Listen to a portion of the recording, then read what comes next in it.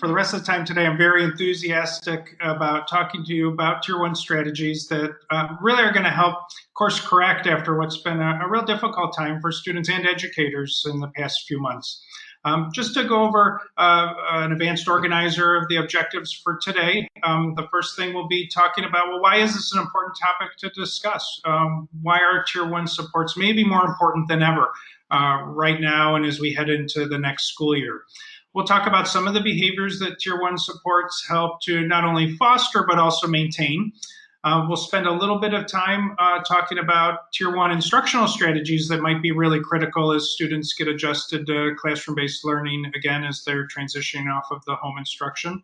We'll spend a bit more time talking about best practice positive behavioral supports at Tier 1. And then once these things get started up and are being used in classrooms, how do we monitor whether they're working? How do we decide whether they need to be adjusted or modified or augmented somehow? And then finally, we'll end with a brief discussion about some troubleshooting tips. If these things start out and they don't work quite as intended or they lose some of their effectiveness over time, how do really strong educators ramp them up again and adjust them to make them continue to work? So it's really an understatement, and the word has been overused, but really this is an unprecedented time in education. There's never been a time where a single event like the COVID-19 virus affected every classroom in America. And I think it's really important to acknowledge the hard work that's gone into these past few months. Before this happened, it would be hard to imagine somebody going into a school and telling educators literally in a single afternoon to change the whole way they do their job and turn it from a building-based, classroom-based instructional approach to one that includes beaming lessons into homes of diverse internet routers and diverse computer systems that students have to then access and continue to get the learning that was intended for the remainder of the year. And I think educators really should pat themselves on the back, because I don't think anybody would have predicted that the transition to home instruction would have gone as well as it did. However, I think we should also acknowledge that there's really never going to be a replacement for classroom instruction for students. There are so many other things that happen in a whole class that simply can't be recreated in a online learning environment. And I think it's also important to spend a few moments talking about how the children that are going to be returning to the classrooms when they do may not be the same children that left in the spring. One of the real concerns relates to academic progress. So I always enjoyed walking around classrooms, observing teachers in action. And one of the things I notice really every teacher does naturally as they mingle with the students in their classroom, they're doing all sorts of formative assessments, right? They're walking around, they're looking to see what students are doing, they're checking to see that they're on task, they're noticing if a child is perhaps completing their assignments the wrong way or they missed a concept. That's much harder to do in a remote learning environment. Teachers no longer have that opportunity to do that really good formative assessment in real time as students are learning. We also know that when students return to the educational environment, there may be changes that are going to impact the environment in ways that even all of us together might have difficulty predicting right now.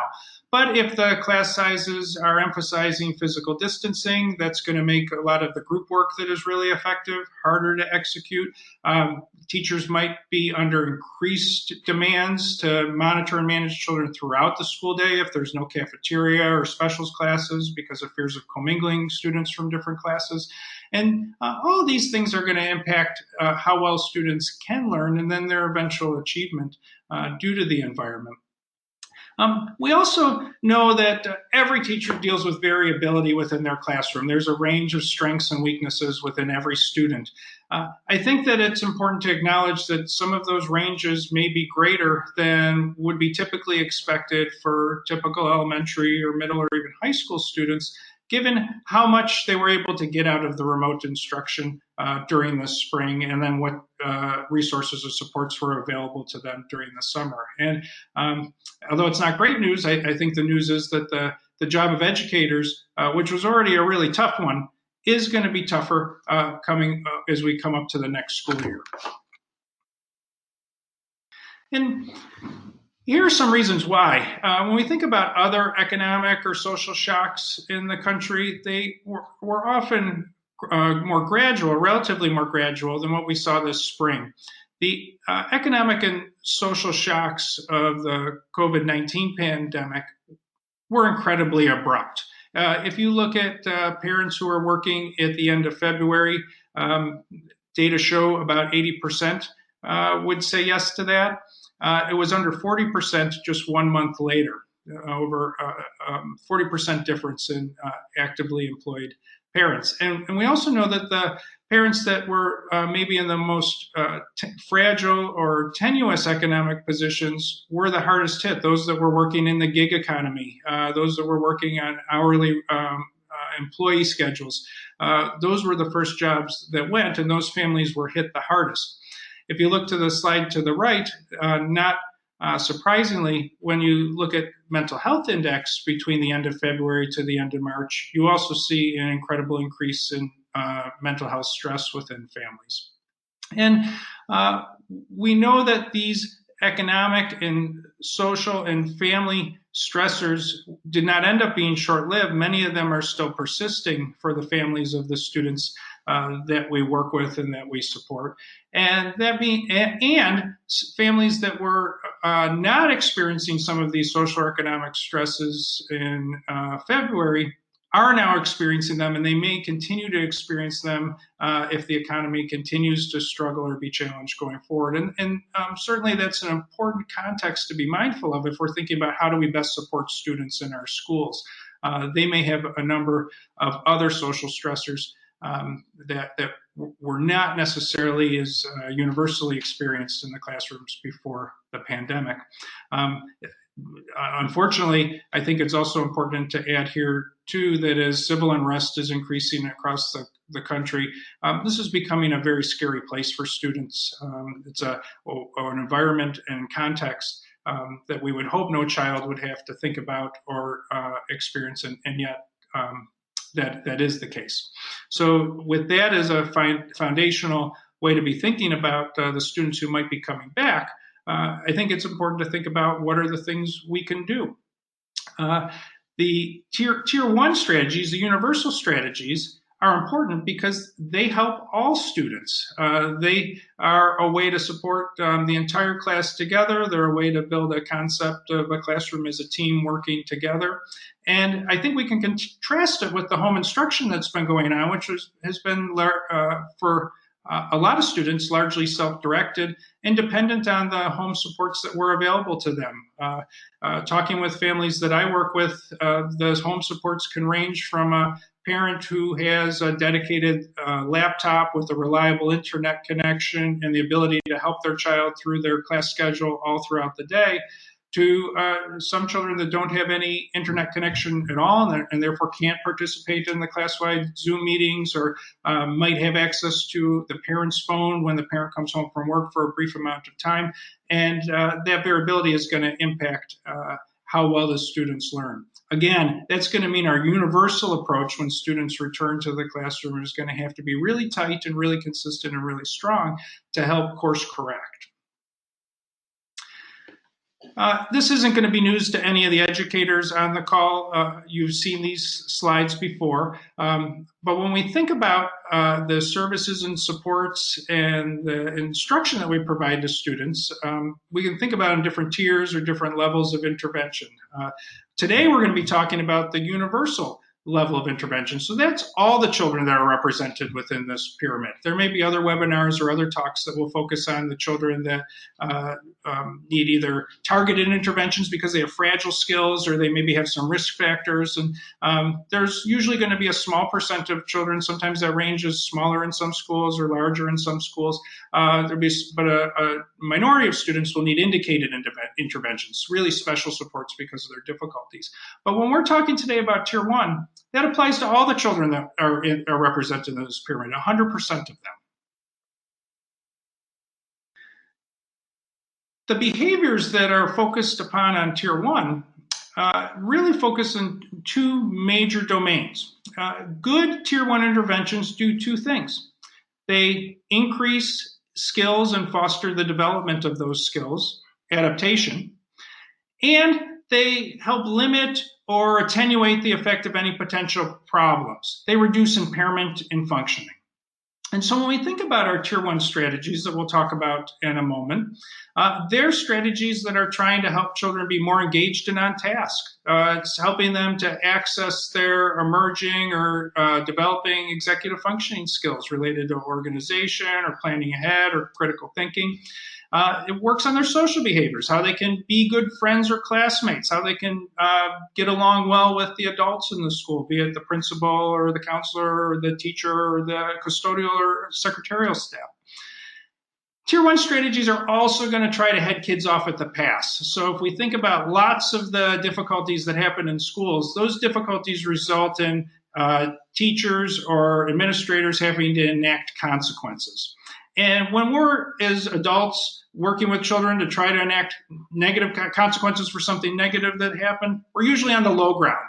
We're reacting to something that happened that was inappropriate or difficult, and now we're trying to figure out what to do. Good Tier 1 approaches head the kids off at the pass. We stay on the high ground, and we reduce the incidence or the prevalence of these areas of impairment. So we reduce the chance that the child's going to not understand the rules or the limits and due to poor impulse control, do something that's going to hurt another student. We reduce the chance that a child feels left out because we're planning ahead and setting the stage for the children to be successful. When we talk about these class-wide interventions, they are used for all the students. They're universally deployed. We think about them being used consistently, either in the same class period or the same classroom. We're always trying to prevent problem behaviors, again, to stay on that high ground. But we do have clear rules and expectations for what's going to happen if things don't go the way we hope them to go. So I really want to try to focus as much as possible today on strategies and tools that educators can use. And I should, before I go into this next set of slides, mention I don't think that I have a lot today that's going to be brand new to educators. I don't think that these strategies are things that haven't been maybe routinely used or thought about. I guess the challenge for all of us is to think about how can we take these tools that might be used quite often and as an educator you might be quite proficient in using, and how can we ramp them up to make them even more effective for a group of students that we know are going to come back to school and need 100% or 110% of our best efforts. So when we think about instructional support strategies, the first comment really is an obvious one. There is no replacement for strong curricula. If you have a lesson that is not well organized, that is tedious or boring, it's hard to inject enthusiasm or energy into it, you could have the best Tier 1 behavioral and instructional support strategies available, and it's not going to make a difference, right? It's going to be hard to get children engaged. So, and this is really where the talents of educators shine. They create fun lessons that are interactive, they're engaging, they are warm, they have good senses of humor, they involve students, they're enthusiastic about the material that they aim to present. Even though that often doesn't get credit when we talk about Tier 1, that is an essential ingredient. You have to get the students to buy in that this is something that's fun and important and that they want to know more about. We also know that when anybody is learning a new skill, a balance between praise to corrective feedback is really important. As a society, we're often kind of brought up to let sleeping dogs lie, right? When things are going well and going okay, oftentimes we don't say things about that. But if there's a screw up, even just a small one, that's almost universal that people will jump on that and comment about that and give corrective feedback about that. Unfortunately, a ratio of more corrective feedback versus praise or supportive comments is one that we know inhibits learning and inhibits motivation. So the best thinking in the field is that a strong tier 1 approach will have praise to feedback at a ratio of 3 to 1. So if I have to say to a student, that's not quite right, I'd like you to go back to your desk and try to figure that out again. Even if I can't catch that child right away being good, I want to say to another child, you got it. I'm proud of you for working hard at doing that. And then maybe to another student, I like the way you're focused and working really hard. I can tell you're putting forth your best effort here. And then maybe to another student, I appreciate how you're sitting quietly because I know you're all done and you're letting your classmates finish up this problem. There, I've gotten in one bit of corrective feedback, but I balanced it by saying some positive things to the other children in the class. And in my mind, I'm thinking, you know what, I did give a slight negative to that child. I gave them some feedback to go and try it again. I'm going to be watching out of the corner of my eye for the first opportunity I have to catch them doing the right thing with their academics.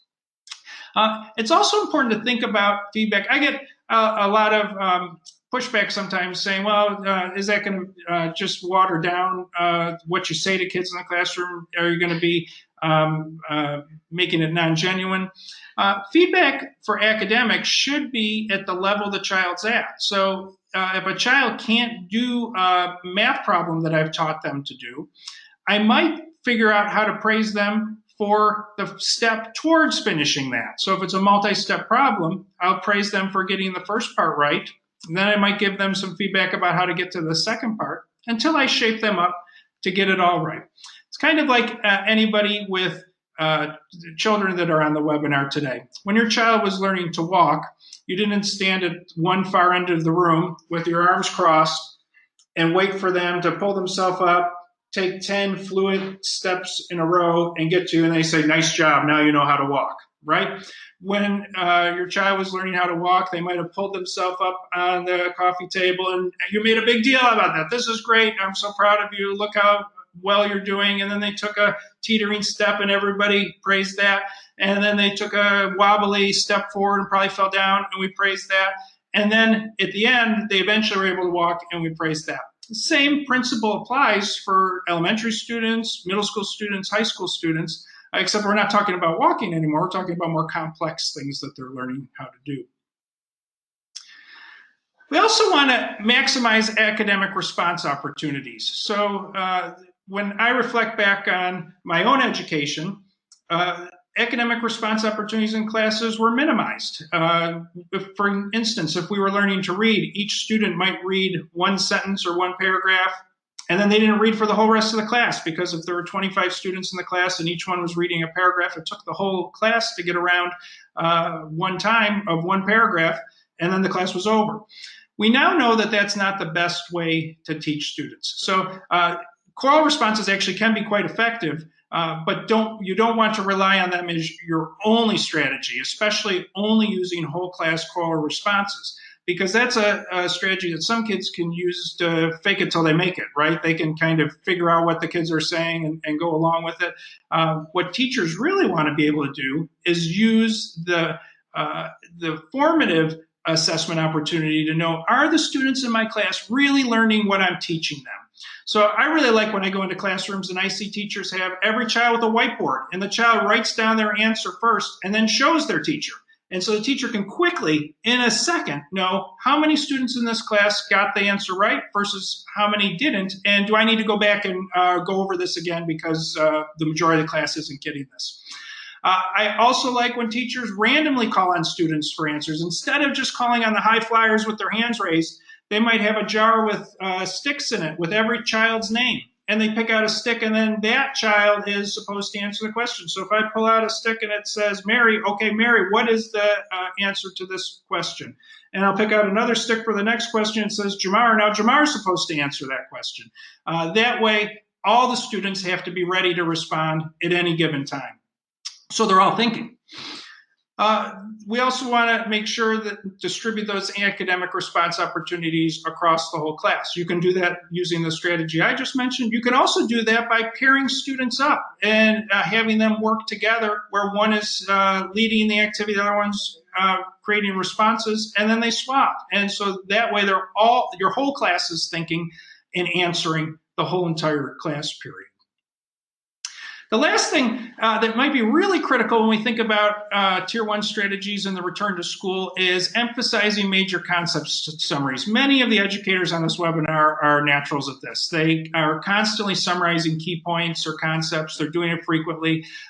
But because students have missed so much in-class work in the past few months and then may miss them over the summer if schools are unable to provide summer programming, it's going to be really important to emphasize and reinforce the connections students are needing to make between course content. And even if it seems like overkill, I think this would be the fall to risk overkill in linking together concepts for students so that they really do understand why all these things that they're learning connect and how they can move forward with the concepts that they've now figured out. Those are a couple of strategies that we can think about on a universal level for instruction. One of the other things that I think is probably a reasonable concern is how to manage the students' appropriate behavior as they head back to classroom settings. They've had a long layoff, and it's going to be, when we don't know for any particular student how long they spent building up their stamina to complete academic work at home. Some of them might have spent all day, some of them may have spent a very brief amount of time. And the structure and routines and supports within schools when they head back in the fall, I think are going to be really important to get them back in the swing of things. Here's another pyramid. I think the point of this pyramid is to really show the ratio of different Tier 1 behavioral support strategies for the children's social and emotional learning. And it's not an accident that at the bottom, the most important things are the core values of good human beings, right? Really great educators are empathic. They know about their students. They have regard for their students' perspectives.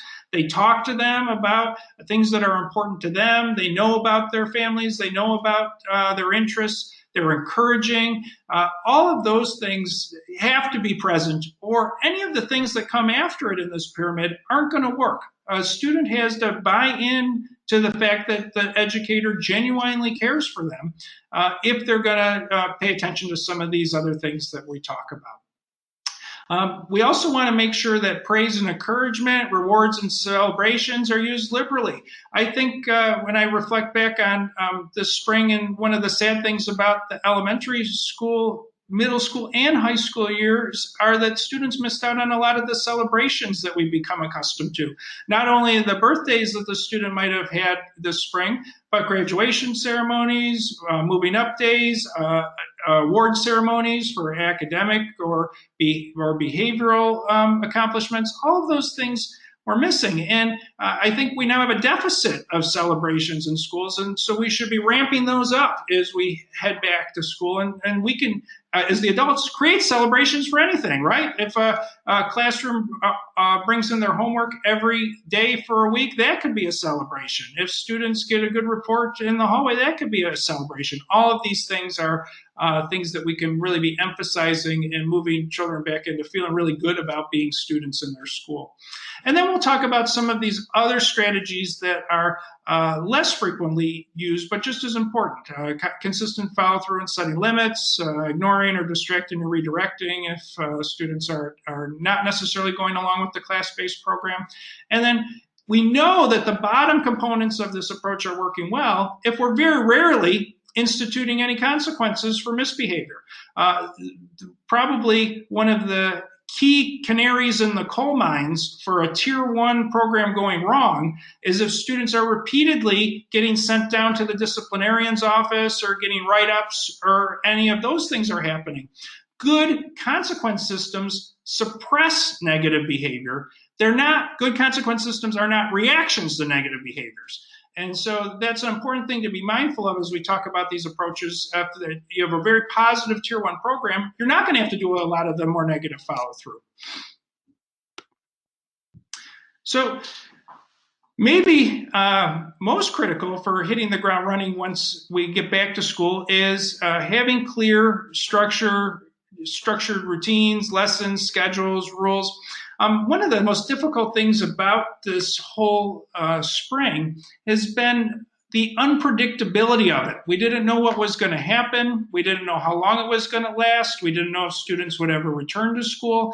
And one of the nice things about a kid, if you talk to a developmental psychologist, is that children are allowed to be, many children in typical development processes are able to be ignorant of all the bad things that happen in the world. And in fact, that's one of the better predictors of long-term positive development is if the child can be insulated from some of the economic or social stressors that we know are present in the world.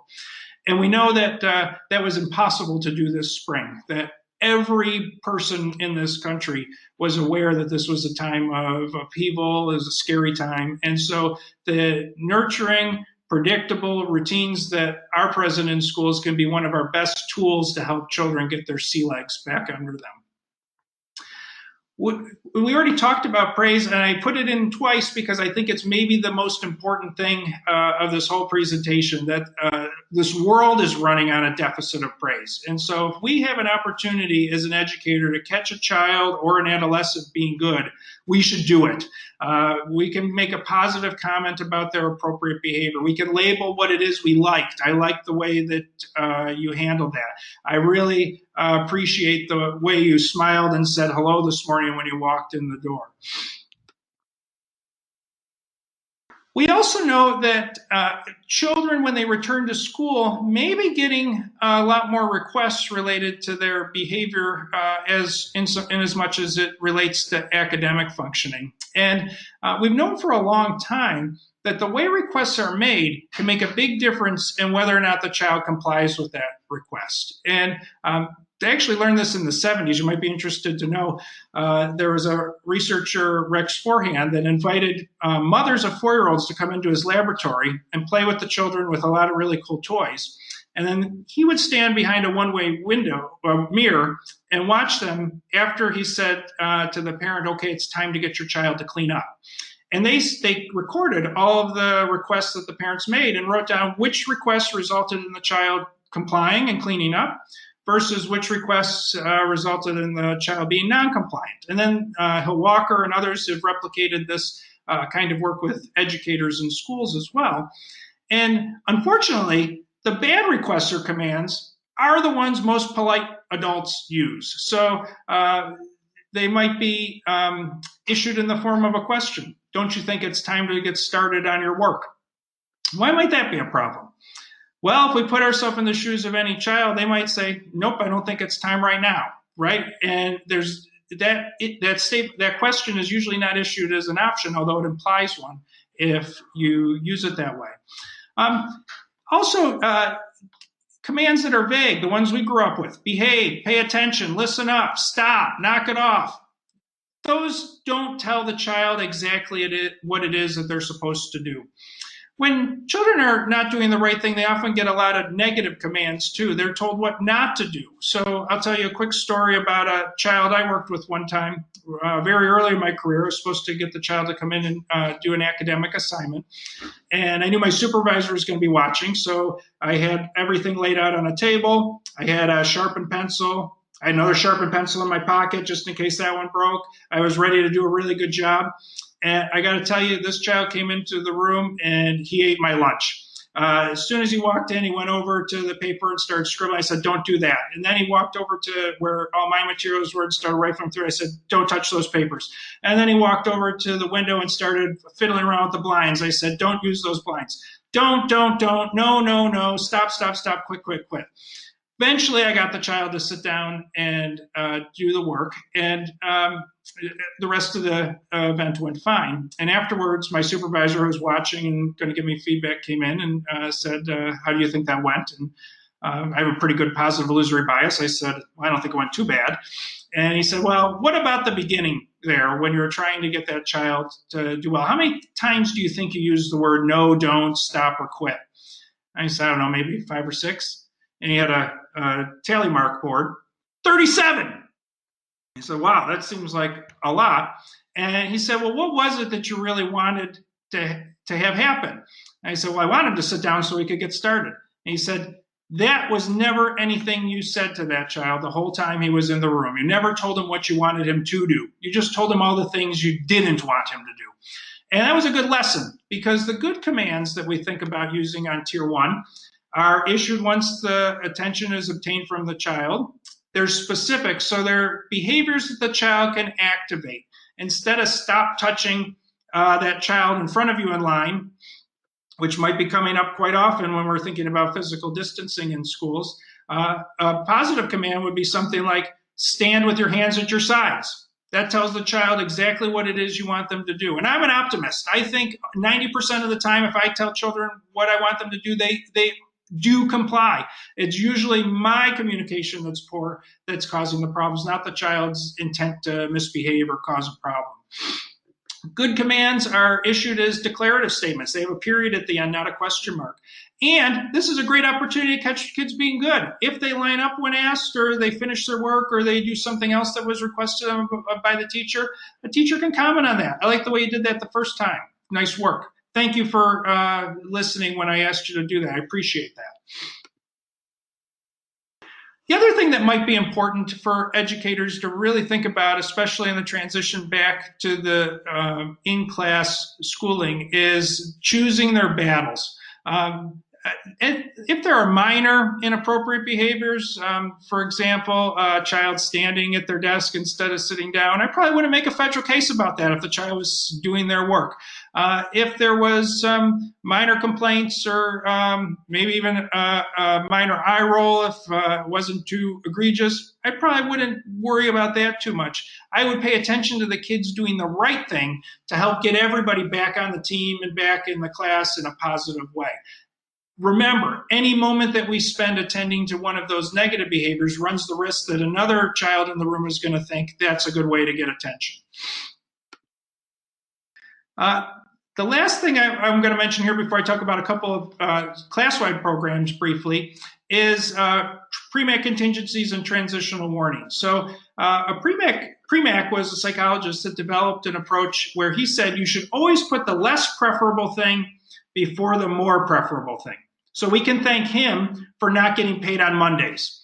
The reason we get paid on Friday is that our boss decided to use a Premack contingency. When you work for a week, then you get your paycheck. They call it grandma's rule because when you eat your vegetables, then you get your dessert. We can think about these kinds of contingencies in school schedules as well. When you finish your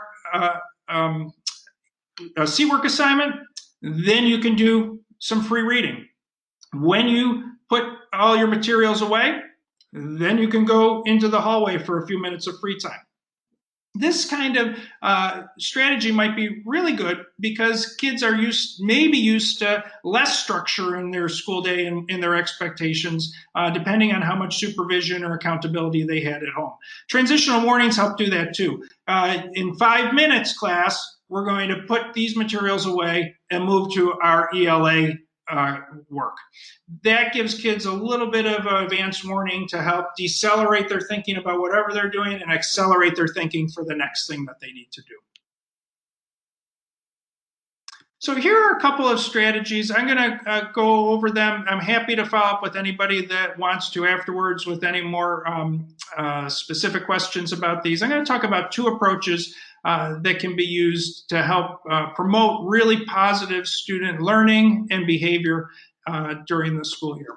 And the first one's been around for a long time. Many of you may have heard of the good behavior game, although I should admit I'm really surprised how many educators haven't heard of the good behavior game, because it's a really powerful tool that can help students be in the right frame of mind to learn and take advantage of the academic instruction that's going on in a classroom.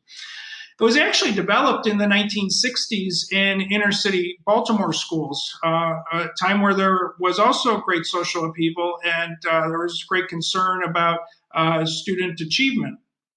Some researchers from Johns Hopkins worked with the public school district to go into their first grade classrooms and develop a positive behavioral support approach that turned out to reap all kinds of benefits.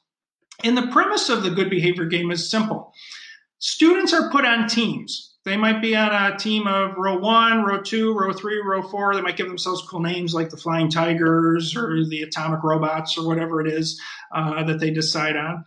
Teachers might put them onto teams based on other factors, but usually there's about 4 to 6 students per team. And the teams aren't working against each other. Everyone can be a winner here. That's an important part of the good behavior game.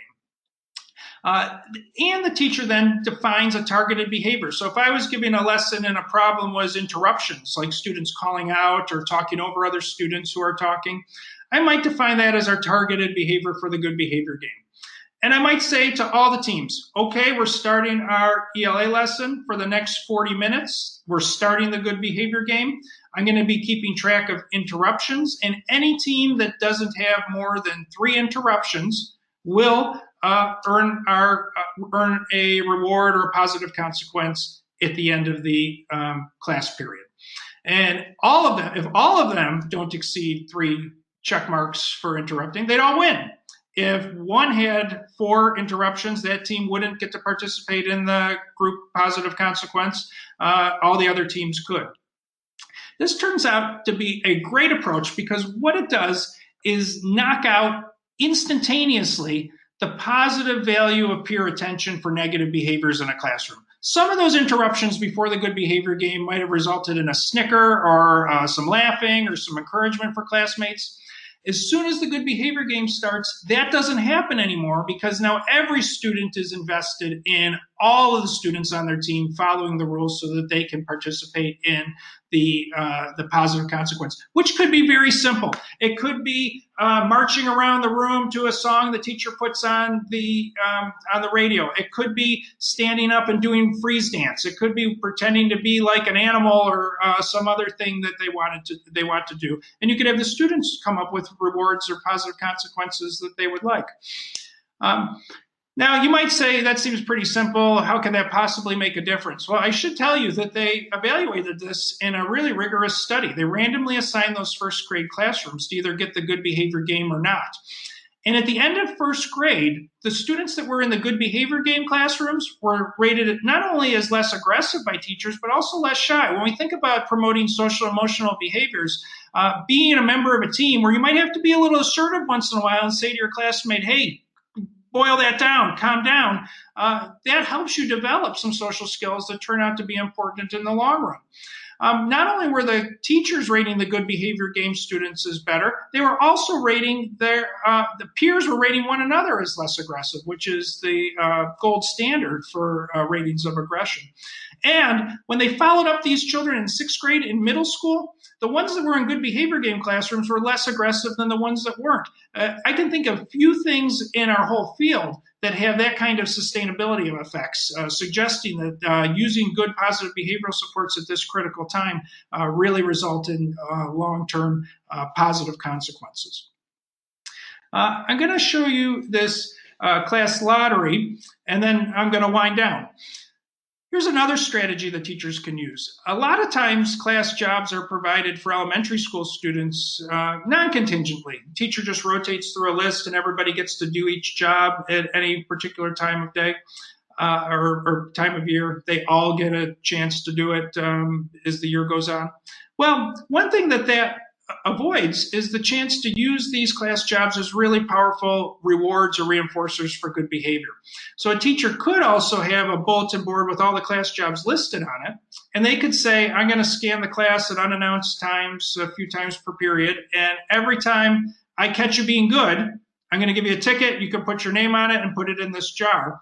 And at the end of the day, we're going to pick out tickets, and those tickets, the names we pick, those are going to be the people that do those jobs. And then every day we reset the board, and it's a new chance to earn the jobs. This can be a real powerful motivator for kids. And as an educator, you just created the best job in the joint, the ticket picker. No child will turn down the chance to get up there in front of all their classmates and being able to pull out their classmates' names and hear the oohs and ahs when somebody's picked. This is a real easy way to embed positive behavioral supports into the classroom and also encourage kids to have appropriate behavior. So I do want to, in the few moments I have left, I do want to mention the importance of screening and progress monitoring.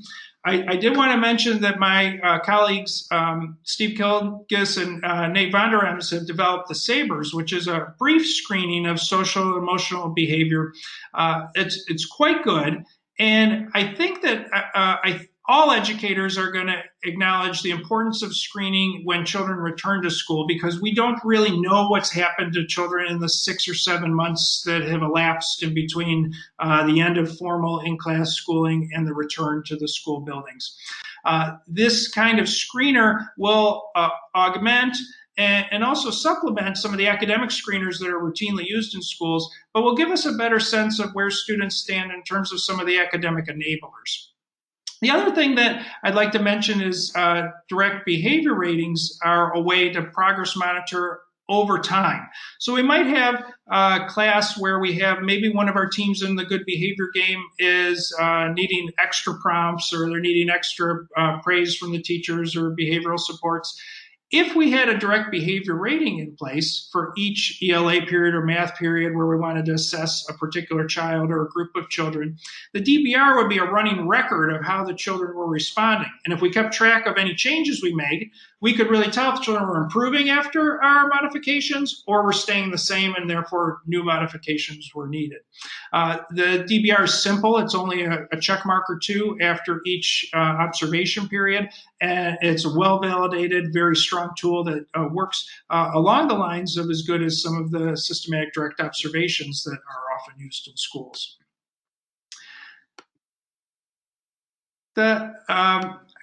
Just in the interest of leaving some time for questions, I'm going to end here with a little bit of troubleshooting and maybe a word of caution. There was a study that was done a while ago that looked at the modal number of days that positive behavioral or instructional support plan, once created, was used by educators. And the modal number of days used is actually 0. The efforts and the thoughts and the consideration that go into all these plans are considerable. But I also think that it underscores the need for myself as a psychologist, administrators, school psychologists, other colleagues or educators really need to think about how the strategies and interventions are going to best fit for that particular educator. And these troubleshooting questions help identify areas where there may be some friction. I think it's always important for the children to understand the contingencies that are present and that those are stated clearly, to think about the rewards or positive consequences have to be motivating. These often have to be changed over time. Things that are cool one day are not necessarily cool the next. And teachers have to think about, is the program clear to the children? Do they really understand how A leads to B leads to C? And I think I'll end there in the interest of leaving enough time for questions. And I'm happy to talk about any of these things in more detail as we go along. Thanks, Dr. Fabiano. That was terrific.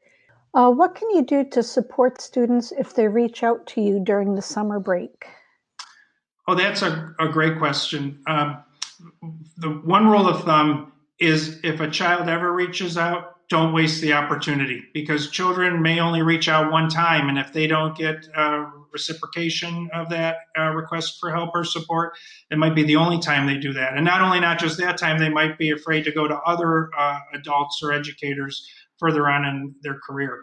I would practice good listening. I would whenever I give somebody advice, I always ask for permission to give them advice. Even kids, I will say something like, was it okay if I tell you about something another person I worked with your age found helpful before?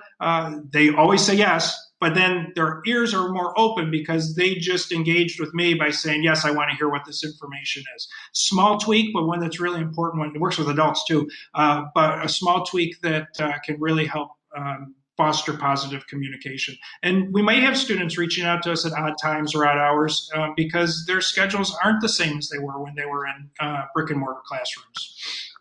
It's great. Yeah, good points. So here's a question. How does this work with a child with ADHS because they may not have the ability to be good, in quotation marks, good enough to earn positive points? That came in when you were discussing slide 37. Okay. I would say most of my work is with kids with more challenging behaviors. And we've actually done a number of recent studies where we didn't go in with guns blazing in the most intensive behavioral support interventions right away. We used a response to intervention approach where we had good tier one behavioral supports in place. We worked with educators to do that first before we supports for the child. And you might be surprised to learn that children, even though they met criteria for ADHD, their teachers and parents had said that they had enough symptoms and enough impairment to be entered into the study. Some percentage of them, about close to a little shy of 1 in 5, for an entire school year, don't need anything more. They just needed really good, strong tier one behavioral supports, and they probably had really strong educators that chose their battles and praised the kid when they did things right. And we never had to get to the point where we were offering more intensive positive behavioral supports or considering referral to special education or a meeting with their pediatrician or anything like that. So I wouldn't underestimate the power of some of these approaches for students, even some of the ones that we think are the tougher cases. That's great. Let me scroll through here, see what other questions we have. Should we be using food as a reward? That seems kind of controversial.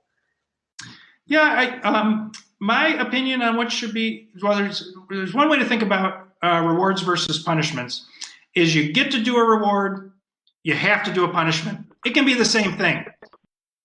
You might think about using food, but I think there are so many things that are present in schools that aren't tangible or aren't food that are just as good. Getting recognized up on a bulletin board as the academic ace or the superstar social skills student, that can be just as, if not more powerful than an M&M or something like that. I think it's up to the individual teacher and permission of the parents to decide whether or not that's advisable. Okay. Again, being good, I always remark that someone is using listening ears or making positive choices. Labeling good or bad, thoughts? I think that's a really great strategy. When we think about the way most adults talk to kids, it's often with questions and putting them on the spot. So if anybody has children of their own, they've probably been embarrassed at a family party where they introduced their child to a relative they hadn't seen in a long time. And their child, who usually won't stop talking, all of a sudden clams up when the other adult asks them, "What do you like to do?" or what are your favorite foods?" or "What grade are you in?" And it seems very puzzling. But it's important to remember that these are children. As adults, we've had hundreds of thousands, if not a million, opportunities to answer the question of what do you like to do, or what grade are you in, or what's your job. Kids haven't had those kinds of opportunities. And so it's not surprising they'd clam up because they start to feel like a lot of pressure. What am I supposed to answer? What's the right answer here? How do I do this? And so good educators do exactly what you were talking about. They have more of a narrative play-by-play that doesn't put pressure on the kids to provide a particular response, but leaves the door open for the children to provide a response. So I like the idea of the teacher walking around saying, "I see a lot of good listening ears right now. I see a lot of students here doing exactly what we talked about doing. They got started right away. I see a lot of pencils really buzzing along. The students in row 1 are working really hard." That's providing lots of positive feedback to the class. It's labeling what you want to see more of, but it's not causing the student to have the pressure of coming up with a particular behavior response for that one moment. Great example. Okay, how can I tailor this for Head Start students? Oh, great question. Do a lot of work with Head Start myself, and I have to say, you can't be a human if you walk out of a preschool classroom and you don't have a warm feeling in your heart. They're just some of the most warm, nurturing environments around. I would say that these strategies that we talked about do work on the preschool level. We've done trainings with Head Start teachers where they've applied them. In fact, we did a study not too long ago where we focused on catching kids being good and reducing commands, demands, reprimands. And it showed that the educators in the Head Start preschool setting were able to maintain that for the whole entire school year, and it resulted in some improved outcomes for those classrooms. So there's really not an age limit on these strategies. It's just tailoring them to be developmentally appropriate for who you're working with. My praise to a high schooler wouldn't be quite as enthusiastic and over the top as it might be to a first grader or a preschool age student. But I would praise them at the same ratio and just as genuine. Okay, we have time for one more question. For introverted students, how can we help them to participate more? Or do you have to have them participate? So I like this question because you can think about a curve of student behavior ability, and we know who the students are that are more extroverted and who are active. But we also have the students that maybe are a bit more shy or withdrawn or keep to themselves, and we want them to grow just as much as in terms of their meeting social or academic expectations, just as much as we feel like that for the extroverted students.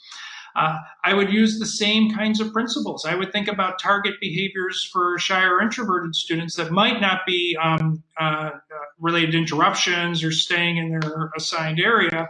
It may be things like making a contribution to a whole class discussion, or it might be making an effort to sit at a table with some other students. And it should be individualized and tailored to what they need to. And then when they do it, we praise them. We choose our battles. We don't get all over their case about not doing it. And we continue to encourage them to grow. That's excellent. A gentle approach. Okay, Emily, I'll hand it over to you. Well, thank you, Diane, for stepping in. My technology failed there right at the end. So, and thank you, Dr. Fabiano, for a great presentation and for fielding the questions that we had time to get to. You definitely have shared a lot of information that I think we can all think about and start to put into practice as we head into the fall. I do want to once again thank Illuminate, who's the provider of the FastBridge assessment system. And Dr. Fabiano mentioned a couple of the behavior assessments, social, emotional, and behavioral assessments that are built into the FastBridge assessment system. And FastBridge is actually an all-in-one system that includes reliable measures for screening and progress monitoring students across math, reading, and social and emotional behavioral functioning. And those screeners take about half the time as other systems. So again, time is going to be of the essence when we get back in the fall and trying to determine what learning loss has occurred and how to get our students back on track across subject areas and again with the SEB functioning. So I encourage you to investigate FastBridge at fastbridge.org. You'll find lots of great information about SEB functioning as well as the math and reading assessments and also lots of resources as you start to plan for back to school. So look into that at fastbridge.org, and if you'd like a demo, you can schedule one there on the website. So again, just as a quick reminder, you will be able to access the recording of the webinar if you want to watch it again or share it with colleagues. We certainly encourage you to do that. Just join the EdWeb community, and within the SEL community, you'll find that recording. So thank you, everyone, for joining us today. And thank you again, Dr. Fabiano. This was a wonderful way to spend an hour together and help us prepare for what I know will be a challenging fall, but hopefully we can make it productive and good for all of our students.